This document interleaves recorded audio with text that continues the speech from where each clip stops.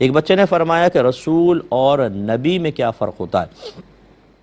دیکھیں، نبی تو وہ ہوتا ہے جو اللہ تبارک و تعالیٰ کی طرف سے پیغام لے کر آتا ہے اور وہ امت تک پہنچاتا ہے اور مطالبے پہ معجزہ وغیرہ بھی دکھاتا ہے، اور یہ نبوت جو ہے یہ کوئی کسبی شے نہیں ہے کہ آپ اور میں محنت سے حاصل کر لیں، وحبی ہوتی ہے۔ وحبی کا مطلب جو تحفتاً دی جائے، یہ اللہ کی طرف سے دی جاتی ہے، لیکن نبی کوئی نئی کتاب نئی شریعت لے کر نہیں آتا، جبکہ رسول جو ہوتا ہے وہ نبی ہی ہوتا ہے، لیکن اس میں ایک وصف زائد ہوتا ہے کہ وہ نئی شریعت کے ساتھ آتا ہے۔ تو اس کا مطلب ہے کہ جو رسول ہوں گے وہ نئی شریعت ایک نئی کتاب کے ساتھ آتے ہیں، وہ سابقہ نبی کے شریعت پہ نہیں چل رہے ہوتے، جبکہ نبی جو ہوتا ہے جب بیچ میں آئے گا تو وہ سابقہ رسول کی شریعت ہی لے کے چل رہا ہوگا، وہ اپنی کوئی نئی شریعت انٹروڈیوس نہیں کراتا، یعنی اللہ کی طرف سے کوئی نئی شریعت پیش نہیں کرتا ہے۔ تو بس یہ دونوں بنیادی فرق ہوتا ہے نبی اور رسول میں، کہ دونوں اللہ کے بھیجے ہوئے بندے ہوتے ہیں، اللہ کا پیغام لے کر آتے ہیں، دونوں کی طرف وحی آتی ہے، دونوں کو معجزات عطا کیے جاتے ہیں، لیکن نبی پر نئی کتاب نئی شریعت نازل نہیں ہوتی، رسول کے اوپر